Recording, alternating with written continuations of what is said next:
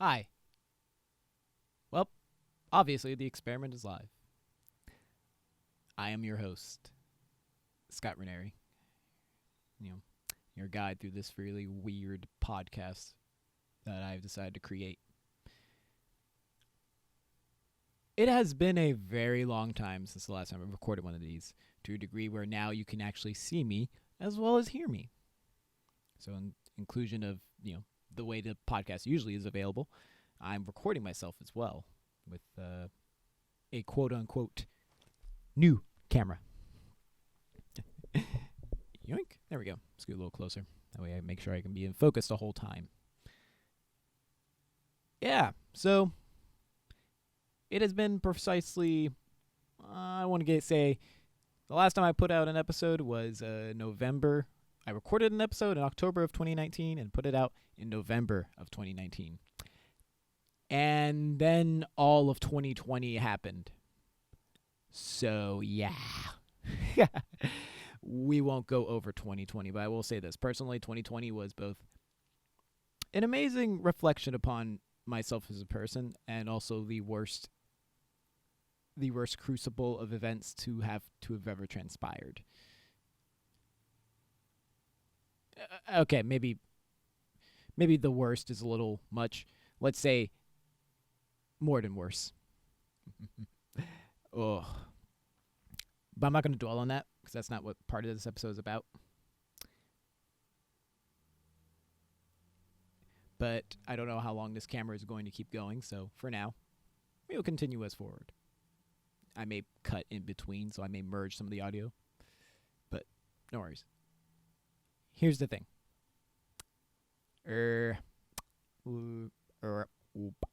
Oh, yeah. So I'll just make this a very quick thing. I'll even time myself in doing it. So, okay, long story short, 2020 was trash. I've been living off of unemployment for quite some time, and I have been now devoting the last, I want to say,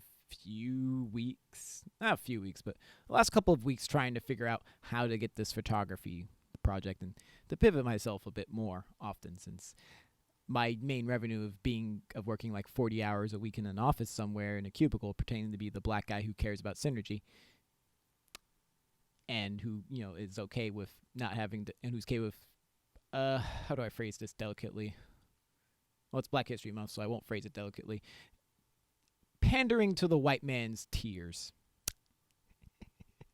That felt better. That felt a lot better to say than you think it did.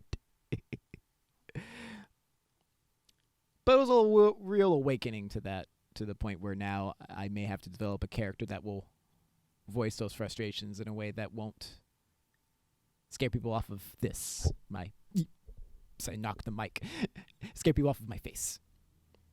So, yeah, long story short, 2020 has been a shit show. So we're not going to go too hard into that, but it did provide me some things. It provided me the camera that allows you to view me as you're viewing me right now on YouTube and other places. But it also allows me to, I guess, compress a lot of the podcast. So I can do this part in video, but the people who are listening to the audio get to hear or see some more fun stuff. And plus, I've been thinking about ways of advertising my photography services. That way, I can actually start to support myself through that and no longer have to go into the office job and pretend I care about Janet's, what Janet did in her wild weekend in Cancun or Vegas. I don't care, Janet. I don't care, Janet. I've never felt the warm touch of a woman against my naked skin. So your little drunken hijink with Chad, who works at the bar and serves Mai Tais, does not exactly help me. Also, we're in a fucking pandemic, Janet. Why the fuck are you going to Mexico? I'm not going to talk about the pandemic because you have about 1,000 other people talking about pandemics. So you don't need me to tell you what you already know. You don't need me to convince you of what you already have to convince. But I will say this. If you believe that they're tracking you through the vaccine, you can probably turn this off right now, because I'm going to tell you right now, if they need to track you, they can use Google Maps. I do.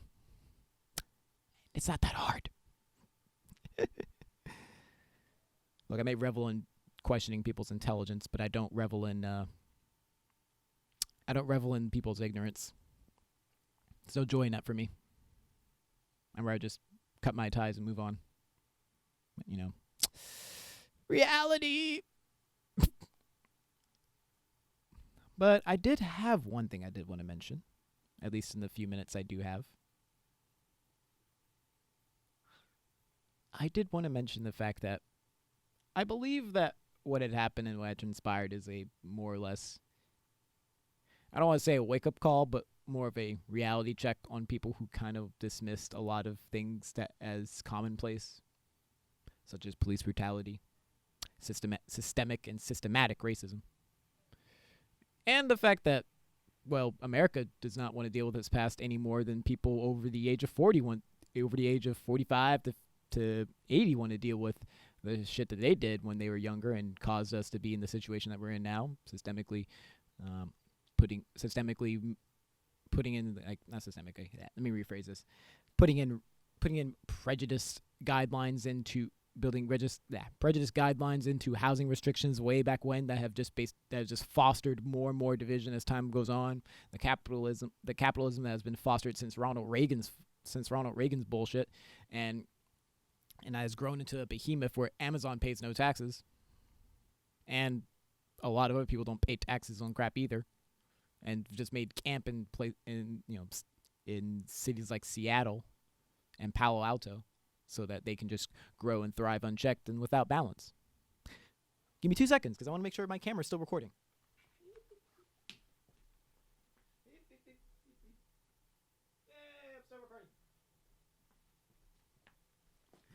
I may do that every once in a while, because since doing video, this camera is old, but it has a time limit. So for right now, I'm glad.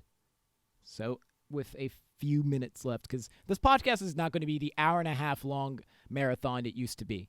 I'm going to use these bite-sized moments because I'm going to get the most out of the monthly charge I have to pay for these podcast episodes to stay up on the internet. So I'm going to get the most out of them shits. And when I get a sponsor, I'm definitely going to make the most out of them shits.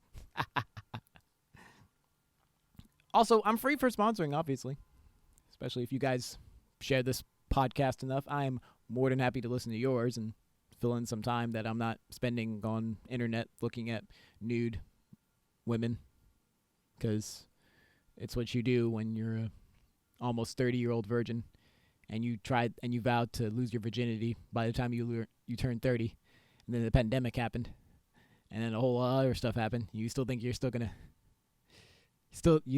you're gonna know what it's like to get it in, and you're slowly realizing, maybe I'm going to turn into a machine and be like that guy in The Witcher. Just stop pining for women and focus on work, and then suddenly work is all I have, and now I am a cog in the machine, left to fend for myself, left to embrace the void.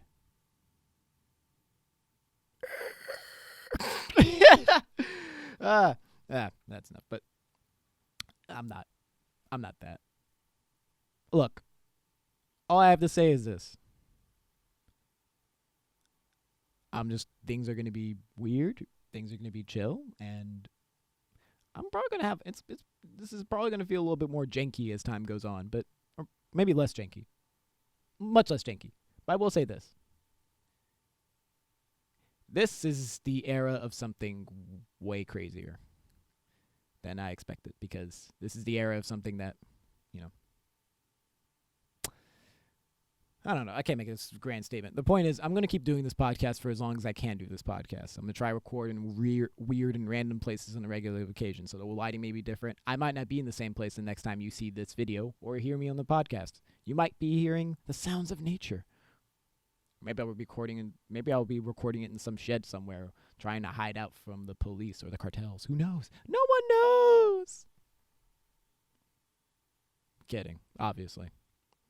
But I will be trying to drop an episode at least once a week, 2 weeks. Let's try for once every 2 weeks, like I usually did. That way I can make use of all this stuff. I can just crank out episodes every week and not have to worry about that. That way I don't have to hinge myself on topical events. Fun stuff. I'll be right back now. I have to double check to see if my camera's still recording because I hit 10 minutes.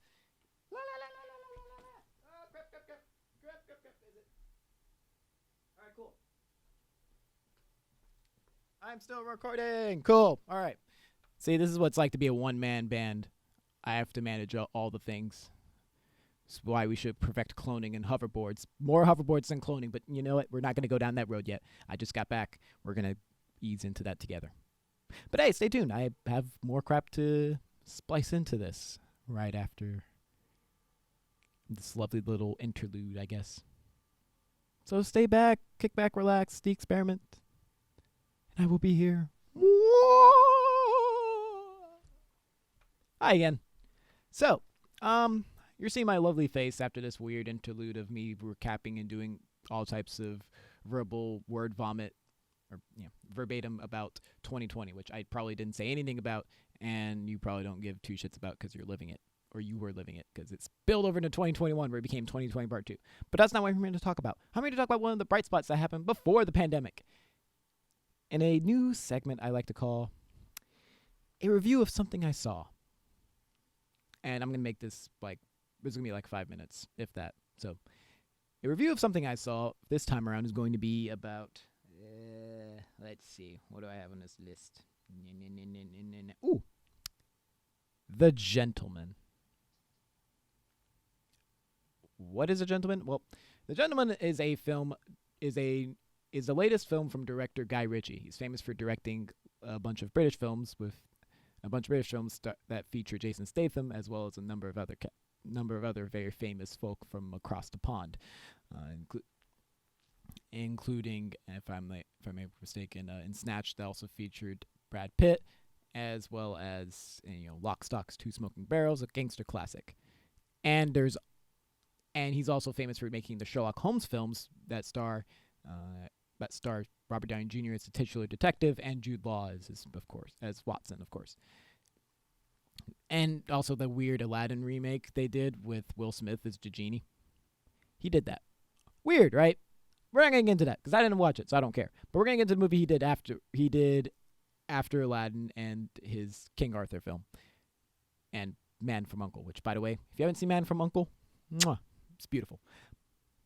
Point I'm making is that we're here to talk about The Gentleman, a gangster film back in the vein of what of being very of a love letter to storytelling in films, but also very much weed. It stars Matthew McConaughey as a weed kingpin of sorts. A weed kingpin who's looking to sell off his empire and retire off into the sun so he could fuck his hot British wife. Who wouldn't? I would. This cast and obviously there's challenges to the throne. The cast also features Henry Golding from Last Christmas and of course Crazy Rich Asians, as well as Jeremy Strong, who you may remember from The Big Short, and of course most notably HBO Succession, along with Charlie Hunnam from Sons of Anarchy and Pacific Rim, and of course the King Arthur movie that Guy Ritchie did some years back.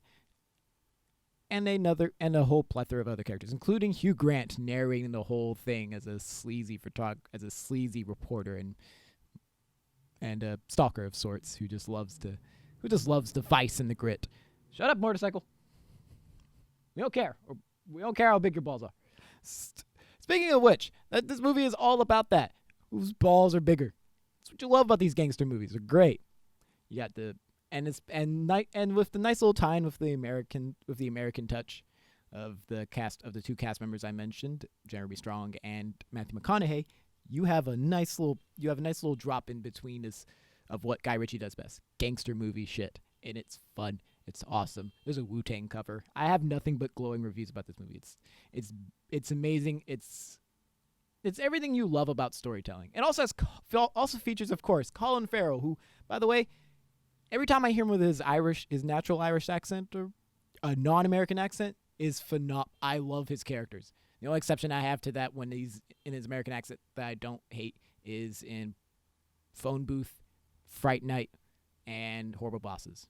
But I could probably watch two of those because Horrible Bosses now features of someone who really should not be featured in much of anything anymore, especially in those weird-ass Christmas videos. But look, The movie itself is awesome. It's amazingly done. It's beautifully shot. And if you're looking for a fun gangster movie to laugh your ass off and get high to, if you're in a state where that's legal, this is a perfect film. Like, there's no fluff here. It's just straight up gangster shit, and I love it. Not maybe in the way that you're expecting, like Goodfellas, but definitely real neat shit. All right, folks, it's been officially 5 minutes, and that ends my little segment of a review of something I saw. Please go watch The Gentleman wherever you can. It's most likely streaming on several platforms or available on hard copy in some cases, such as Blu-ray and DVDs. All right. Welp. That's it. This concludes episode 4 of The Experiment. I'm the person who just produced and ran this whole entire episode, so there you go. I'll see you guys in the next episode. Bye-bye. Wait, that's not how I end this. What was I usually saying? Oh, yeah. The experiment is now closed. Oh, the experiment is now complete. I'd like to thank everyone who's supported me so far, and thank everyone who's continued to support me in my weird-ass artistic endeavors. And I will be seeing you fairly soon. Bye-bye.